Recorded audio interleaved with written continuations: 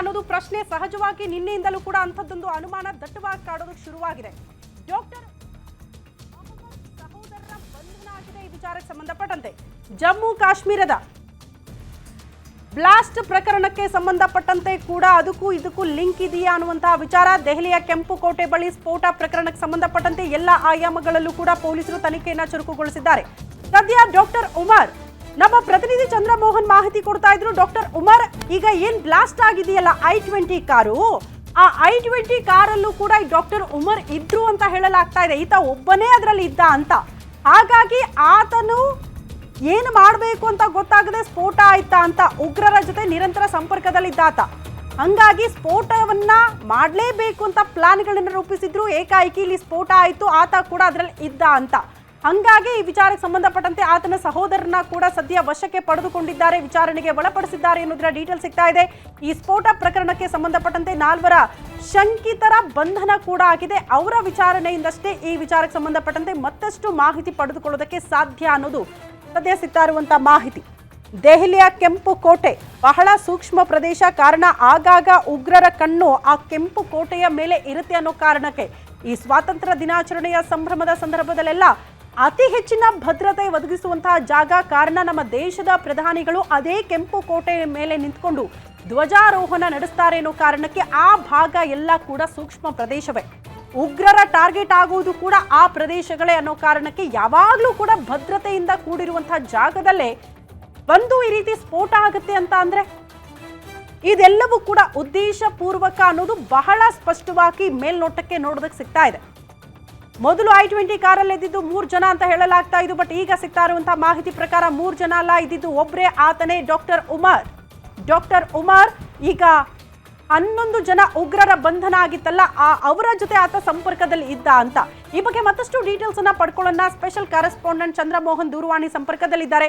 Chandramohan, latest update ಏನು ಈ ವಿಚಾರಕ್ಕೆ ಸಂಬಂಧಪಟ್ಟಂತೆ? ಈಗ ಡಾಕ್ಟರ್ ಉಮರ್ ಆ ಕಾರಲ್ಲಿ ಇದ್ರು ಅನ್ನೋದ್ರ ಬಗ್ಗೆ ತಾವು ಮಾಹಿತಿ ಕೊಡ್ತಾ ಇದ್ರಿ. ಈಗ ಅವರ ಸಹೋದರರ ಬಂಧನ, ಇನ್ಸೈಡ್ ಮಾಹಿತಿ ಏನಾದ್ರೂ ಸಿಗ್ತಾ ಇದೆಯಾ ಈ ದಾಳಿ ವಿಚಾರಕ್ಕೆ ಸಂಬಂಧಪಟ್ಟಂತೆ?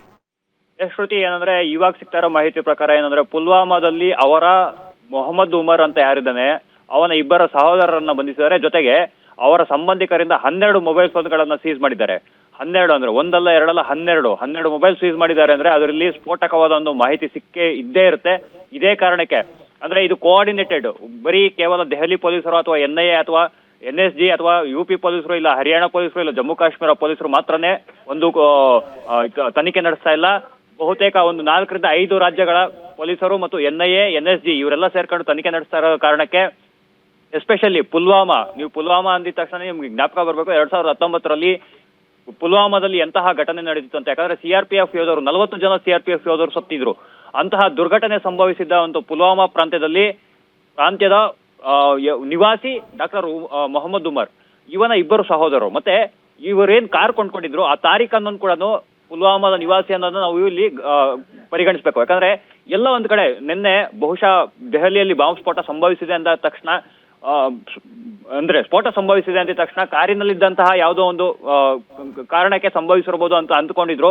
ಆದ್ರೆ ಇದು ಕ್ಷಣಕ್ಕೂ ರೋಚಕ ಒಂದು ತಿರುವುಗಳನ್ನು ಪಡಿತಾ ಇದೆ. ಆಮೇಲೆ ಬಹುತೇಕ ಎಲ್ಲವೂ ಸಹ ಉಗ್ರರೇ ದಾಳಿಯನ್ನ ನಡೆಸಿದ್ದಾರಾ ಅನ್ನೋ ಒಂದು ಶಂಕೆಯನ್ನ ತುಂಬಾ ಬಲವಾಗಿ ನಂಬುವಂತೆ ಮಾಡ್ತಾ ಇದೆ. ಯಾಕಂದ್ರೆ ಪುಲ್ವಾಮಾದಲ್ಲಿ 2 ಸಹೋದರರನ್ನ ಬಂಧಿಸಿದ್ದಾರೆ ಅನ್ನೋದು ತುಂಬಾ ಸುಲಭವಾದ ಸಂಗತಿ ಅಲ್ಲ. ಯಾಕಂದ್ರೆ ಅವರ ಸಹೋದರರನ್ನ ಬಂಧಿಸಬೇಕಾದ್ರೆ ವಶಕ್ಕೆ ಪಡೆಯೋದು ಬೇರೆ, ಬಂಧಿಸೋದು ಬೇರೆ. ಬಂಧಿಸಿದ್ದಾರೆ ಅಂದ್ರೆ ಅವರ ಏನೋ ಒಂದು ಪ್ರಬಲವಾದ ಸಾಕ್ಷ್ಯ ಸಿಕ್ಕಿರ್ಬೇಕು. ಪ್ರಬಲವಾದ ಸಾಕ್ಷ್ಯ ಸಿಕ್ಕಿಲ್ಲ ಅಂದ್ರೆ, ಯಾಕಂದ್ರೆ ಮುಂದೆ ಯಾವತ್ತೋ ಒಂದು ದಿನ ಕೋರ್ಟ್ ನಲ್ಲಿ ಹೋಗಿ ನಿಂತ್ಕೊಂಡಾಗ ಪೊಲೀಸರು ಕೂಡ ಅದಕ್ಕೆ ಉತ್ತರ ಕೊಡಬೇಕಾಗಿರೋಂತಹ ಅವಶ್ಯಕತೆ ಇರುತ್ತೆ. ಹೀಗಾಗಿ ಅಂದ್ರೆ ಇದು ಎಲ್ಲ ಒಂದು ಕಡೆ ನಿನ್ನೆ ನಡೆದಿರೋದು, ದೆಹಲಿಯಲ್ಲಿ ನಡೆದಿರೋದು ಉಗ್ರರ ದಾಳಿಯೇನಾ ಅನ್ನೋ ಒಂದು ಸಂಶಯ ತೀವ್ರಗೊಳ್ಳುವಂತೆ ಮಾಡಿದೆ ಶ್ರುತಿ.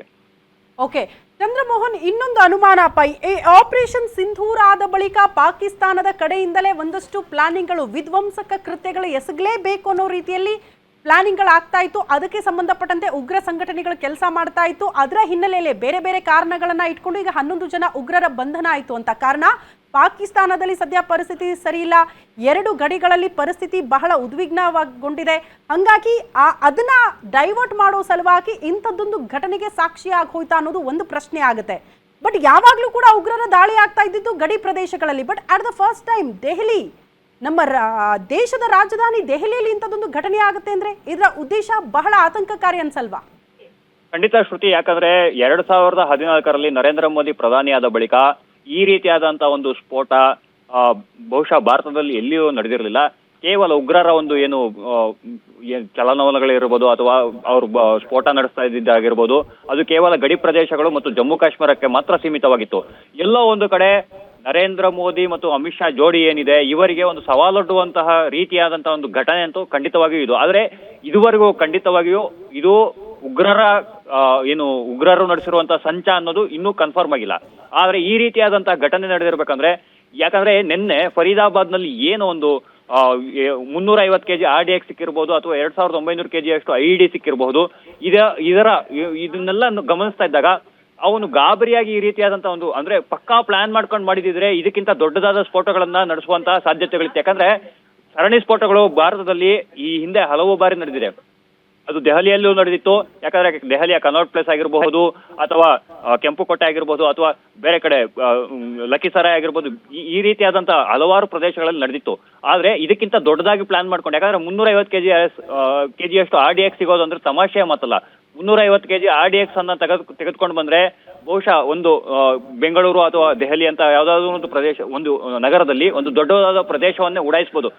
ಆ ರೀತಿಯಾದಂತಹ ಒಂದು ಪ್ಲಾನ್ ಮಾಡ್ಕೊಂಡಿರ್ಬೋದು. ಆದ್ರೆ ಸಡನ್ ಆಗಿ ಯಾವಾಗ ಸಿಕ್ಕಿ ಬಿದ್ರು ಇವರು, ಇದರಿಂದ ಅವನು ಪ್ಯಾನಿಕ್ ಆಗ್ಬಿಟ್ಟು ಬೇರೆ ಈ ರೀತಿಯಾದಂತ ಒಂದು ಇದ್ ಮಾಡಿರಬಹುದು. ಶ್ರುತಿ, ಓಕೆ.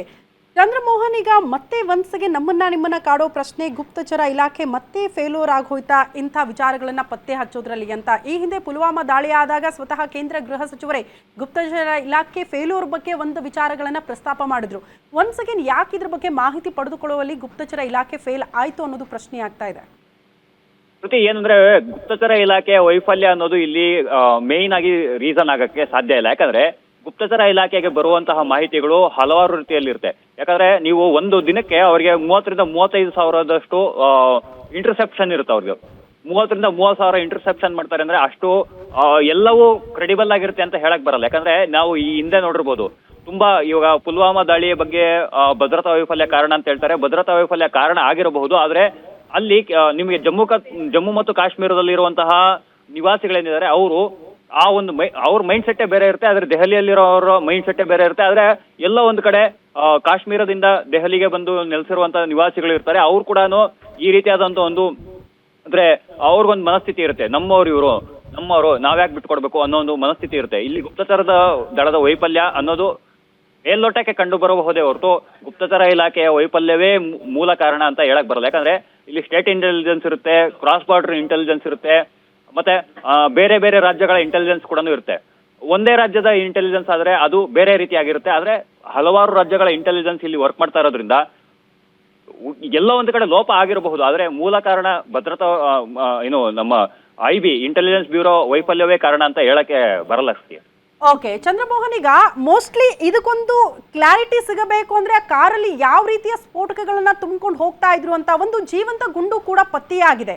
ಇದರ ಉದ್ದೇಶಪೂರ್ವಕವಾಗಿಯೇ ಸ್ಫೋಟ ಮಾಡಬೇಕು ಅಂತ ಪಕ್ಕಾ ಪ್ಲಾನಿಂಗ್ ಅಲ್ಲಿ ಬಂದಿದೆ ಅಂತ ಅನ್ಸಿದ್ರು ಕೂಡ ಅದು ತನಿಖಾ ಸಂಸ್ಥೆಗಳಿಂದ ನಮಗೆ ಒಂದು ಕ್ಲಾರಿಟಿ ಸಿಗೋ ತನಕ ಹಿಂಗೆ ಆಗಿದೆ ಅಂತ ಹೇಳೋದು ಕಷ್ಟ. ಮೋಸ್ಟ್ಲಿ ಯಾವ ರೀತಿಯ ಸ್ಫೋಟಕಗಳನ್ನ ಹೊತ್ತೊಯ್ತಾ ಇದು ಅದು ಫೈಂಡ್ ಔಟ್ ಆದ ಬಳಿಕ ಒಂದು ಅಂದಾಜು ಸಿಗಬಹುದಾ ಇದು ಉದ್ದೇಶಪೂರ್ವಕನ ಅಲ್ವಾ ಅಂತ? ಖಂಡಿತ ಶ್ರುತಿ, ಯಾಕಂದ್ರೆ ಅಲ್ಲಿ ಅಮೋನಿಯಂ ನೈಟ್ರೇಟ್ ಬಳಸಿದ್ದಾರೆ ಅಂತ ಹೇಳ್ತಾ ಇದ್ದಾರೆ. ಅಂದ್ರೆ ಮೇಲ್ನೋಟಕ್ಕೆ ಕಂಡು ಬರ್ತಾ ಇರುವಂತಹ ಒಂದು ಮಾಹಿತಿಗಳನ್ನ ಇಟ್ಟುಕೊಂಡು ಇದೇ ರೀತಿ ಆಗಿದೆ, ಇದೇ ರೀತಿ ಆಗಿಲ್ಲ ಅಂತ ಹೇಳೋದು ಕಷ್ಟ ಆಗುತ್ತೆ. ಯಾಕಂದ್ರೆ ನಿನ್ನೆ ಏನ್ ನಡೆದಿದೆ ಇದು ಭಾರತದಲ್ಲಿ ಬಹುಶಃ ಮೊದಲ ಬಾರಿಗೆ ನಡೆದಿರುವಂತಹ ಕೃತ್ಯ ಇದು. ಯಾಕಂದ್ರೆ ಚಲಿಸುತ್ತಿರುವ ಕಾರ್ನಲ್ಲಿ ನೀವು ಸ್ಫೋಟವನ್ನ ಮಾಡಿದ್ರೆ ಅಲ್ಲೊಂದು ಕುಳಿ ಬೀಳುತ್ತೆ ಅನ್ನೋದು ಯಾರಿಗೂ ಗೊತ್ತಿಲ್ಲ. ಅಂದ್ರೆ ಬಾಂಬ್ ಬ್ಲಾಸ್ಟ್ ಆದಾಗ ಏನಾಗುತ್ತೆ ಅಂದ್ರೆ ಆ ಬಾಂಬ್ ಬಿಟ್ಟಿರುವಂತ ಸ್ಥಳದಲ್ಲಿ ಒಂದು ಗುಂಡಿ ಬೀಳುತ್ತೆ. ನೀವು ಚಿಕ್ಕದಾಗಿ ಪಟಾಕಿ ಅಂಟಿಸಿದ್ರೇನೆ ಒಂದು ಚಿಕ್ಕದಾಗಿ ಭೂಮಿ ಮೇಲೆ ಗುಳಿ ಬೀಳುತ್ತೆ.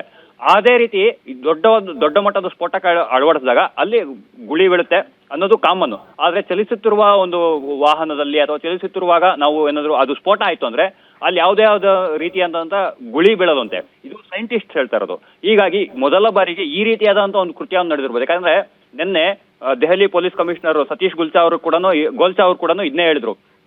ಕಾರು ನಿಧಾನವಾಗಿ ಚಲಿಸುತ್ತಿತ್ತು, ಅಲ್ಲಿ ರೆಡ್ ಸಿಗ್ನಲ್ ಬಿತ್ತು. ರೆಡ್ ಸಿಗ್ನಲ್ ಬಿದ್ದ ತಕ್ಷಣ ಕಾರು ಸ್ಫೋಟಗೊಳ್ತು. ಕಾರ್ ಸ್ಫೋಟಗೊಂಡಿದ ತಕ್ಷಣ 4-6 ಕಾರುಗಳಿಗೆ ಬೆಂಕಿ ಹೊತ್ಕೊಳ್ತು ಅಂತ. ಅಂದ್ರೆ ಈ ರೀತಿಯಾದಂತ ಘಟನೆ ಮೊದಲ ಬಾರಿಗೆ ಬಹುಶಃ ಅಂದ್ರೆ ಭಾರತದಲ್ಲಿ ಮೊದಲ ಬಾರಿಗೆ ನಡೆದಿರೋದು. ಹೀಗಾಗಿ ಕಂಪ್ಲೀಟ್ ಆಗಿ ಇವಾಗ NIA ಮಾಡ್ತಾ ಇದೆ. FSL ಕೂಡ ಅಮೋನಿಯಂ ನೈಟ್ರೇಟ್ ಇದೆ ಅಂತ ಹೇಳ್ತಾ ಇದೆ ಹೊರತುನು ಆ ಅಮೋನಿಯಂ ನೈಟ್ರೇಟ್ ಹೇಗೆ ಬಂತು ಅಂತ ಹೇಳ್ತಾ ಇಲ್ಲ. ಹೀಗಾಗಿ ಇದಕ್ಕೆ ನಿಖರವಾದ ಇದೇ ಕಾರಣಕ್ಕೆ ಇಲ್ಲಿ ಸ್ಫೋಟ ನಡೆದಿದೆ ಅಂತ ಹೇಳಲಿಕ್ಕೆ ಬರಲ್ಲ ಶ್ರುತಿ.